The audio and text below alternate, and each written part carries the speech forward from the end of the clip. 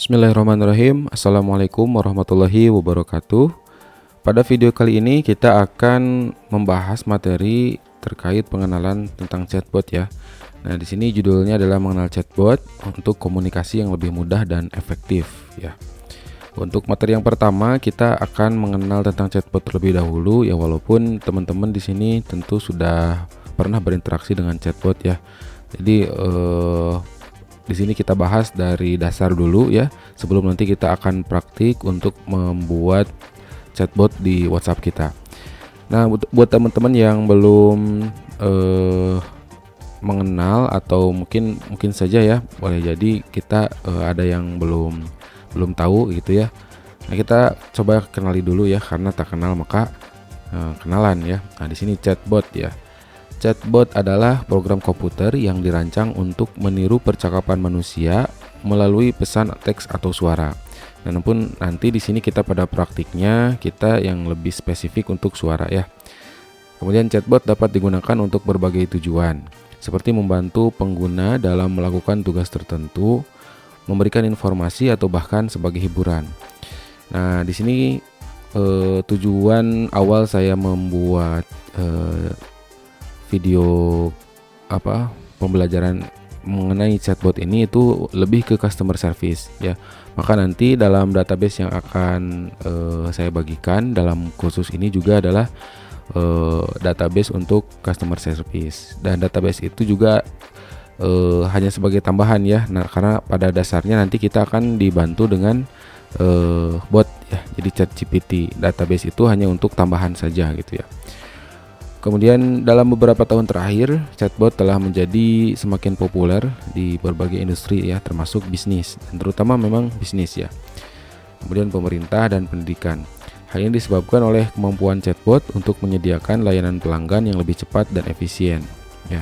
Bahkan saking cepatnya itu bisa kita set tanpa delay gitu ya. Jadi ketika pesan diterima oleh bot, maka langsung dikirim balik ya, dibalas. Kemudian selain itu juga chatbot itu mengurangi biaya operasional perusahaan ya, otomatis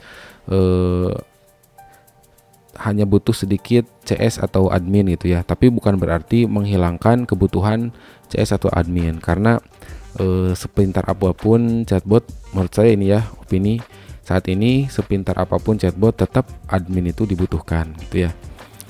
Selanjutnya peran chatbot dalam berkomunikasi dengan pengguna ya. Salah satu peran utama chatbot itu adalah untuk membantu pengguna dalam melakukan tugas tertentu ya. Walaupun sekarang kecerdasannya itu lebih banyak gitu ya, lebih banyak bisa berperan dalam menganalisis data contohnya, kemudian jadi sebagai penasihat bisnis, konsultan bisnis ya, virtual assistant gitu ya.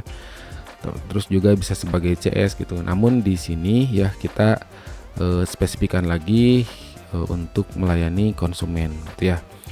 Sebagai contoh, chatbot dapat membantu pengguna memesan makanan, memesan tiket pesawat ya, atau bahkan membantu dalam proses pendaftaran akun. Betul ya.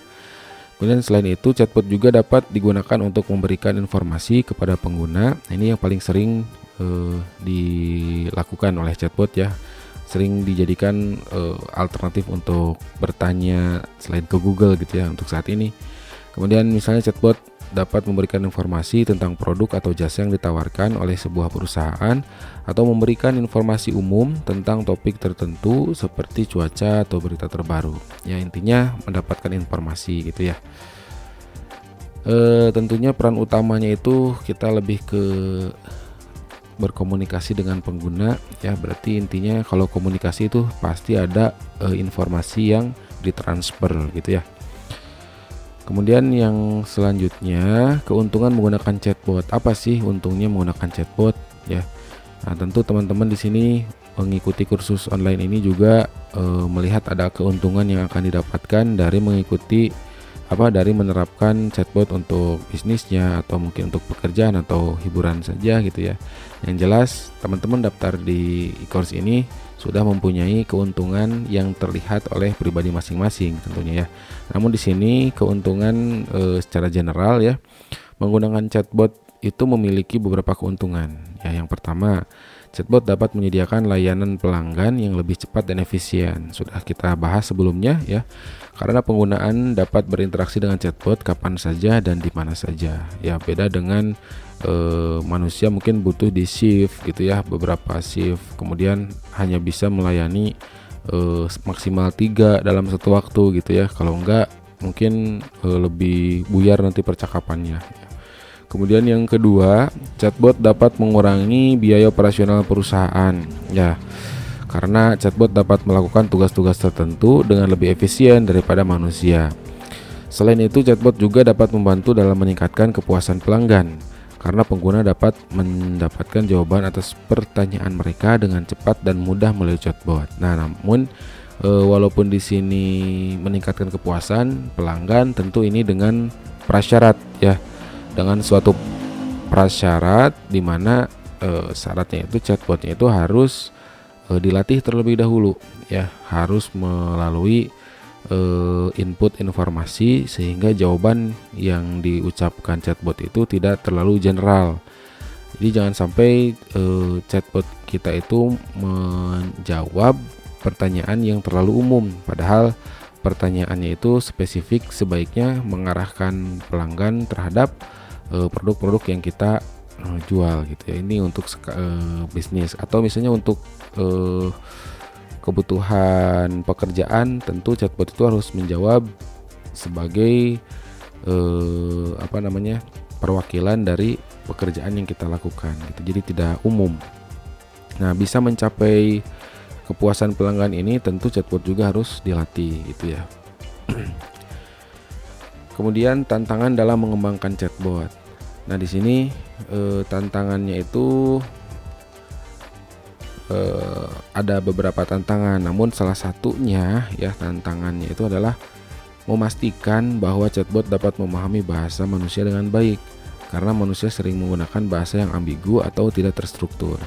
Nah, yang saya alami itu ketika chatbot kita itu menerima pesan yang disingkat-singkat gitu ya, misalnya tidak TDK dan sebagainya, seperti itu, ada beberapa yang memang sulit dipahami sehingga chatbot kita itu langsung bertanya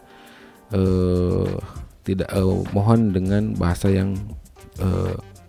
yang baik seperti itu, dan mungkin itu agak sedikit mengganggu mungkin untuk pelanggan. Nah, itu harus dilatih lagi ya chatbotnya. Dan bagi kita ya pengguna chatbot ya, kita bukan memprogram chatbot dari nol gitu ya. Kita hanya menggunakan melalui API saja. Jadi hanya mengimplementasikan ya. Ini tantangannya itu ini ya. Bagaimana kita memastikan chatbot yang kita latih itu bisa menjawab dengan enak dibaca oleh pelanggan itu ya, walaupun kita bisa mengatur pelanggan itu supaya tahu bahwa ini balasan dari chatbot atau kita sembunyikan gitu, itu pilihan kita gitu ya.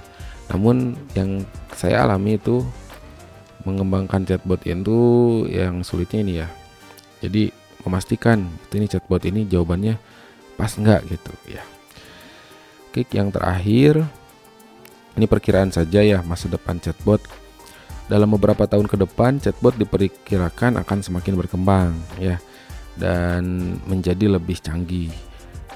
Salah satu perkembangan yang diharapkan adalah kemampuan chatbot untuk memahami bahasa manusia dengan lebih baik dan dapat menyesuaikan diri dengan gaya bicara pengguna gitu ya. Jadi kalau misalnya sekarang yang saya rasakan itu panggilannya itu dalam bahasa Indonesia itu Anda gitu ya terus ya. Nah, mungkin nanti bisa melihat balasan apa yang dikirim oleh pengguna, misalnya kalau manggilnya Agan, dia balas Agan lagi, atau itu bisa dilatih kayaknya ya. Nah, mungkin nanti lebih canggih lagi lah gitu. Selain itu, chatbot juga diperkirakan akan semakin terintegrasi dengan teknologi lain seperti kecerdasan buatan dan analisis data, sehingga dapat memberikan layanan yang lebih personal dan efektif pada pengguna ya. Walaupun saat ini juga sudah mulai ya dengan adanya OpenAI itu ya, jadi ChatGPT-nya itu bisa digunakan untuk analisis data juga ya. Nah, itu saja untuk materi di video kali ini. Sampai jumpa di materi video selanjutnya. Assalamualaikum warahmatullahi wabarakatuh.